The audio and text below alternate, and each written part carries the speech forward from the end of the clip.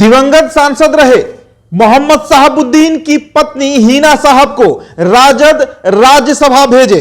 यह चर्चा का विषय बिहार की राजनीति में इन दिनों बना हुआ है। देखिए, मसला यह है कि बिहार के 6 सांसदों का 2 अप्रैल को टर्म पूरा होने जा रहा है। मतलब जो 6 साल का टर्म होता है वो पूरा होने जा रहा है और इसके बाद बिहार से 6 राज्यसभा सीट खाली हो जाएंगी, जिनमें 2 सीट जो है वो राजद कोटे में है, 2 सीट जदयू कोटे में है, एक बीजेपी और एक कांग्रेस और वाम के हाथ में है। तो आप समझिए, जो 2 सीटें राजद की तरफ से खाली हो रही हैं, उन 2 सीटों में अशफाक करीम का नाम है जो कटिहार से है और दूसरा प्रोफेसर मनोज झा का है। अब राजद में लंबे समय से राजनीति कर चुके और कहे कि संस्थापक सदस्य रहे मोहम्मद शहाबुद्दीन, जिनका निधन कोविड काल में हो गया, उनकी पत्नी हिना साहब को राज्यसभा भेजने की मांग एक बार फिर से उठ चली है। आपको याद होगा कि हिना साहब को इसको पहले भी, जो पिछली बार राज्यसभा का चल रहा था, तो उस समय भी उनके नाम को प्रस्तावित किया गया, पटना से सिवान तक पोस्टरों से पाट दिया गया, लेकिन लालू परिवार के कान पर जू तक नहीं रेंगा था।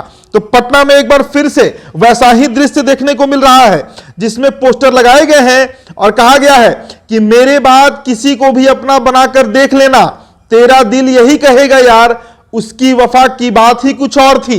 ये बातें मोहम्मद शहाबुद्दीन के लिए लिखी गई है कि जिस तरीके से मोहम्मद शहाबुद्दीन ने सबसे वफादार सिपाही के रूप में लालू यादव के साथ काम किया, वैसा दूसरा कोई उदाहरण नहीं मिलता है। इसके बाद यह भी लिखा गया है कि राजद अपने कोटे से इस बार 2 लोगों को राज्यसभा भेज रही है, एक पर तो अपना हक बनता है। जी हां, तो आपको बताएं कि हिना साहब के नामों की चर्चा एक बार फिर से तूल पकड़ रहा है, लेकिन इस बीच लोकसभा चुनाव भी होना है। अप्रैल में ही 3 चरण का वोटिंग भी हो सकता है, जैसा कल खबर आया। इसके बाद मई में तो परिणाम ही आएगा। तो इस बीच सिवान लोकसभा को लेकर यह भी चर्चा है कि अगर राज्यसभा की सीट हिना साहब को नहीं दी जा रही है तो फिर यह मानकर चलना होगा कि लोकसभा में वो वहां से चुनाव लड़ेंगी। अब देखिए, जो 2 सीटें खाली हो रही है, प्रोफेसर मनोज झा और अशफाक करीम का, मनोज झा का फिर से राज्यसभा का जो सदस्यता है वो बरकरार रहेगा, उन्हें फिर से राज्यसभा की सदस्यता मिल जाएगी, मतलब उनका टिकट राज्यसभा से नहीं कटेगा। लेकिन अशफाक करीम रिटायर हो रहे हैं और यह कहा जा रहा है कि राजद उनको कटिहार लोकसभा से चुनाव लड़ाने जा रही है।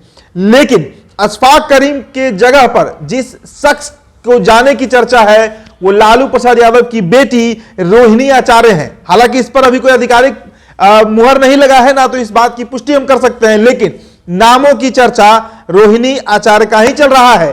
तो ऐसे में क्या हिना साहब को फिर राजद राज्यसभा नहीं भेजेगी, जिस तरीके से 2 बार हुआ? क्या हिना साहब बागी हो जाएंगी? हालांकि पूर्व में भी उन्होंने साफ कहा है कि अगर राजद से तालमेल नहीं बनता है तो अन्य विकल्प भी वो तलाश सकती है। अब अन्य विकल्प क्या होगा? जेडीयू होगा, लेकिन जेडीयू के लिए सिवान में सिटिंग एमपी कविता सिंह है, तो उनका टिकट कटेगा नहीं। तो ऐसे में आखिरकार हिना साहब किधर जाएंगी?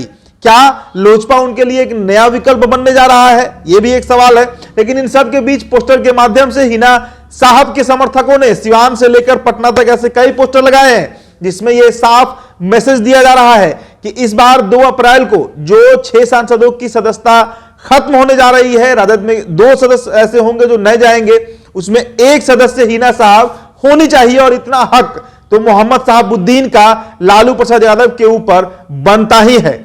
क्या करेंगे लालू प्रसाद यादव? क्या बेटी रोहिणी आचार्य को भेजेंगे राज्यसभा, या कोई और शख्स हो सकता है, या अशफाक करीम को ही रिन्यू कर देंगे? और अगर नहीं होता है ये सब, तो फिर क्या हिना साहब के लिए कोई चांस है राज्यसभा जाने का? ये भविष्य के घर में है। फिलहाल इस रिपोर्ट में इतना ही। मेरा नाम उदित तारन है। बहुत बहुत शुक्रिया।